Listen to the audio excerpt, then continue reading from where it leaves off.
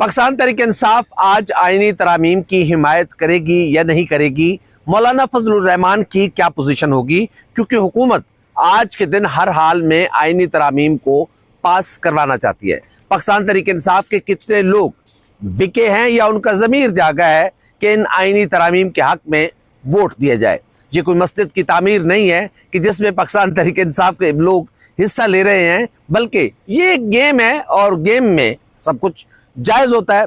बहरहाल मैं डूबता हूँ समंदर उछाल देता है। हुकूमत अपनी पूरी कोशिशें कर चुकी है, लेकिन कोई है ऐसी रुकावट कि हुकूमत अपनी आईनी तरामीम पास अभी तक पेश भी नहीं करवा सकी।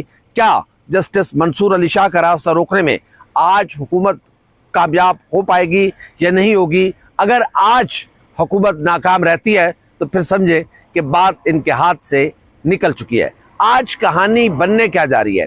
पाकिस्तान और दुनिया भर में देख रहे हो सुनने वालों को उल्फत मुगल का सलाम। आप मेरे यूट्यूब चैनल और फेसबुक पे ही देख रहे हैं।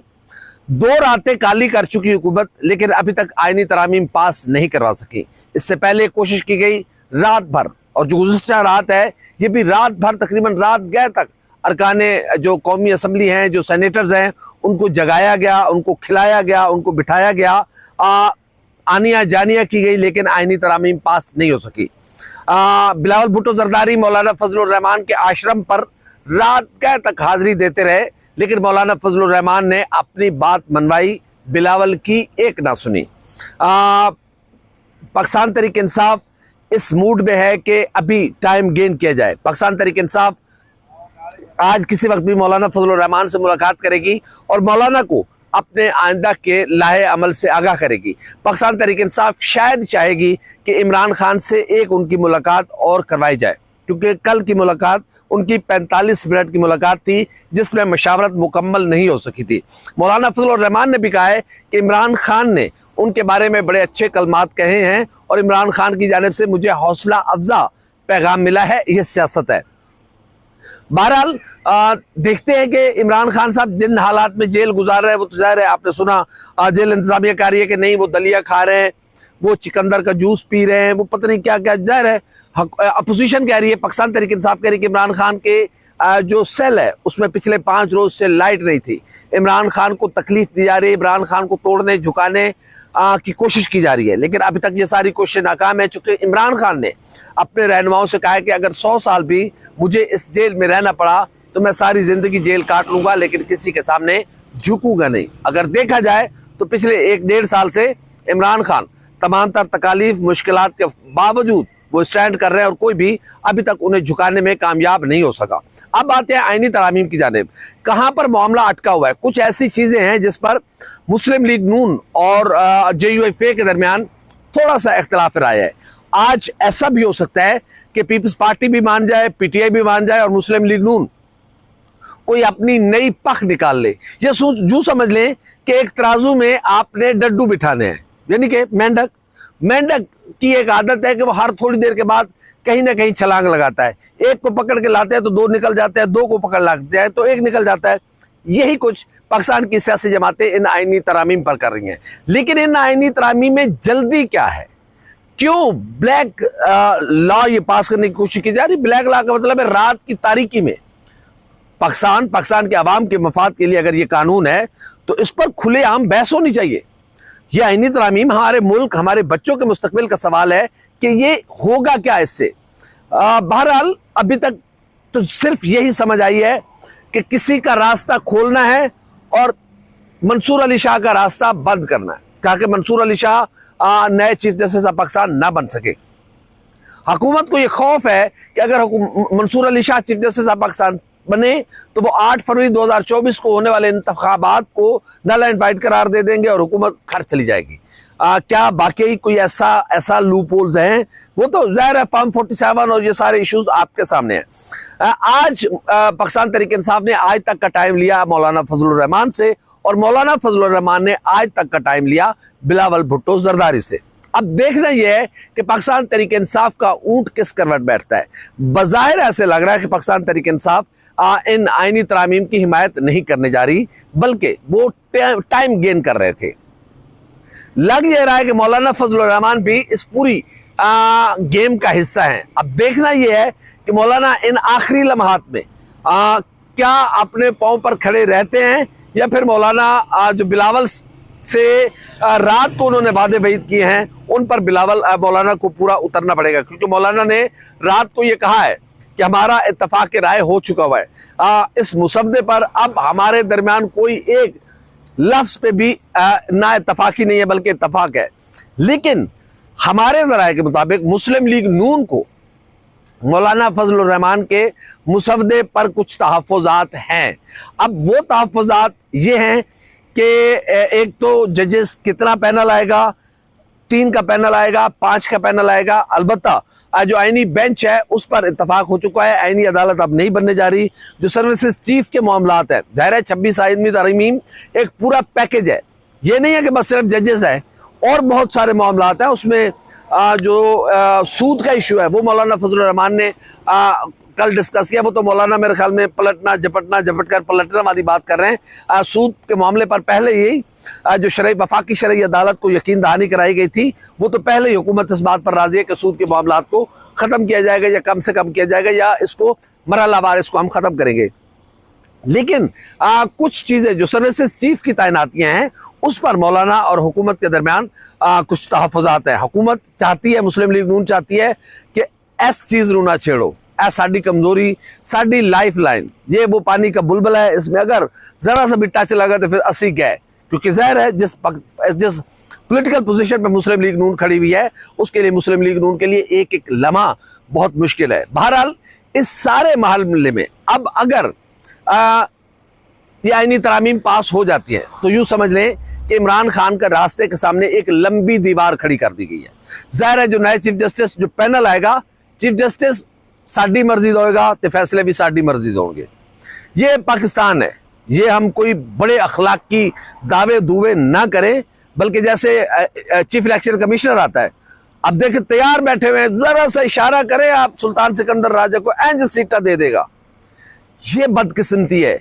और कब तक, देखिए मैं हमेशा कहता हूं कि एक ख्वाहिश आपकी और एक कायनात के खालिक की है। कोई है, तमाम तर कोशिशों के बावजूद हुकूमत आपकी, इख्तियार आपका, पैसा आपके पास, दौलत आपके पास, सब कुछ आपके पास है, लेकिन 2 रातें काली कर चुके और आप आईनी तरामीम पास नहीं करवा सके। पास तो दूर की बात, पेश नहीं कर सके, टेबल नहीं कर सके। तो कोई है जो इन सारी चीज़ों के सामने मैं डूबता हूं समंदर उछाल देता है कि मुतरादिफ इसमें कुछ रुकावटें हैं। अब देखना यह है कि निज़ाम को तब्दील करके एक चीफ जस्टिस का रास्ता रोककर नया जो चीफ जस्टिस आएगा वो कुर्सी अदल पर बैठेगा।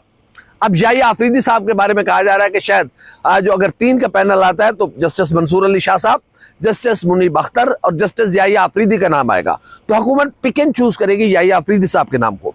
दूसरा यह है कि अगर 5 जजेस का पैनल आता है तो फिर सुबहान अल्लाह, मैं क्या कहूँ, जस्टिस जनाब नईमुद्दीन खान साहब चीफ जस्टिस ऑफ पाकिस्तान बनेंगे तो साड़ियत नस्लें ही सवर गई है ना, फिर सोचो की होएगा। बहरहाल ये सारी चीजें अभी चल रही हैं, देखते हैं कि कब तक किसका कौन रास्ता रोकता है। बहरहाल पाकिस्तान तहरीक इंसाफ के इम्कान यही है कि कुछ 6 से 7 लोग उनका ज़मीर जागा है, वो बिके हैं, मैंने नोट वखा मेरा मूड बने, जरका तैमूर साहिबा, देखिए ना इमरान खान ने किस किस लोगों को कहाँ कहाँ पहुँचाया और उनका फिर उनका जो सामने उनका जो बैकग्राउंड सामने आया, वो जरका तैमूर साहिबा, वो अब लोटा या जो भी उसको कह सकते हैं आप, वो फ्लोर क्रॉसिंग, यानी कि जो हमारी राइज अल्फाज है उसमें लोटा कहते हैं, और जो डेमोक्रेटिक अल्फाज हैं उसमें आप फ्लोर क्रॉसिंग कहते हैं। इसी तरह फैसल सुहेल साहब हैं, कुछ अरकान कौमी असम्बली हैं और उसमें इमरान खान साहब के कुछ बड़े प्यारे लोग भी हैं। तो देखना ये है कि ये ज़ाहिर है ये मस्जिद की तामीर के लिए चंदा नहीं दे रहे ये लोग वोट दे रहे हैं और वोट के बदले नोट ले रहे हैं, या वोट के बदले कोई और मफाद ले रहे हैं, या वोट के बदले मुल्क और कौम के रोशन मुस्तकबिल के नए दिए जला रहे हैं, या हमें नहीं पता। जो राइज मामलात हैं उसमें तो यही लगता है कि भाई मैनू नोट वखा मेरा मूड बने। बहरहाल अब अल्लाह बेहतर जानता है, हम तो सारे ऑप्शन में बात करें ना, हम ये भी कह रहे हैं कि शायद नोट लिए हैं, हम ये भी कह रहे हैं कि शायद इनको झुकाया गया, इनकी ब्लैक फैले, इनकी वीडियोस, इनकी ऑडियोज इनको दिखाई गई हैं, हम ये भी कह रहे हैं कि इन पर जबर किया गया है, हम ये भी कह रहे हैं कि इनका ज़मीर जागा कि नहीं, मेरे मुल्क का मुस्तकबिल मेरे मुल्क के लिए नईमुद्दीन खान चीफ जस्टिस होंगे तो मेरे मुल्क को रंग लग जाएंगे, मेरे मुल्क में अदल का वो निजाम आएगा कि बस खुदा की कायनात में इसके अलावा कोई अच्छा बंदा नहीं होगा। मेरे मुल्क में या आफरीदी आएंगे तो हाय हाय अदल की बेजा बेजा हो जाएगी। देखते हैं मंसूर अली शाह आएगा तो फिर सानू घर भेज दिता जाएगा, है नहीं असि सैयद का रास्ता रोकना जे रोको। देखते हैं मंसूर अली शाह साहब का रास्ता रोकते हैं या नहीं रोक पाते। इम्कान, गालिब इम्कान यही है जो हम देख रहे हैं। इम्कान है कि आज आईनी तरामीम पेश हो जाएंगी और इस बात की तवक्को भी है कि मौलाना भी साथ दे देंगे। लेकिन अगर मौलाना ने साथ ना भी दिया तो हुकूमत कह रही कि असी बंदे फड़ के रस्सियां नाल बन के रखे ने। रस्सियों का मतलब यह है कि हमारे पास पक्के बंदे। अब जरका तैमूर जो काउंसलर नहीं बन सकती थी, उनको इमरान खान ने सेनेटर बना दिया, पाकिस्तान के सबसे बड़े ऐवान में इज्जत दे के पहुंचाया। वो कहते हैं ना कि किसी पे एहसान करो, मौला अली अलैहि सलाम का कौल है किसी पे एहसान करो तो उसके शर से बचो। तो किसी ने मौला अली अलैहि सलाम से पूछा कि मौला क्या एहसान करना छोड़ दिया जाए, तो आपने फरमाया नहीं, हसब नसब देख लिया करो। बहरहाल इमरान खान साहब के लिए बहुत सारी चीजें खुल रही हैं, हसब नसब देख के एहसान किया करें। देखते हैं आज आईनी तरामीम का ऊंट किस करवट बैठता है। गालिब इम्कान यही है कि हुकूमत अपने इस मकसद में कामयाब हो जाएगी। इसमें सबसे, अगर ये आईनी तरामीम हो जाती हैं तो सबसे ज्यादा जिसने गेन किया है, हासिल किया है, वो बिलावल भुट्टो जरदारी होंगे। इस एज में बिलावल भुट्टो जरदारी ने बहरहाल पॉजिटिव किरदार अदा किया। एक उन्होंने लूज बॉल खेली है और वो लूज बॉल बिलावल भुट्टो जरदारी का सारी जिंदगी सियासत में पीछा करेगी कि अगर तुम हमारी तरामीम पर राजी नहीं हुए तो फिर हम जालमाना तरीके से करेंगे। जुल्फिकार अली भुट्टो और मोहतरमा बेनज़ीर भुट्टो के बेटे से ये तवक्को नहीं थी कि वो जालमाना रवैया भी इख्तियार कर सकता है। जमहूरियत में जुल्म नहीं होता, जमहूरियत में इत्तफाक राय पैदा किया जाता है। ये भी बात है कि क्या जो डॉक्टर फारूक सत्तार ने कहा है कि अगर ऊंट किसी करवट ना बैठा तो फिर ऊंट खैमा फाड़ के निकल जाएगा। वो ऊंट कौन है पता सब नूं है, पर दसदा कोई नहीं। बहरहाल देखते हैं कि उठ खैमे दे विच बहंदा है या उठ खैमे नूं फाड़दा है। उठ उठ होंदा है ते उठ दियां गल्लां उठ के सुनी जादियां ने। ऊंट जो होता है वो अपनी मन मर्जी का बादशाह है, ताकतवर है और ताकत सब कुछ है।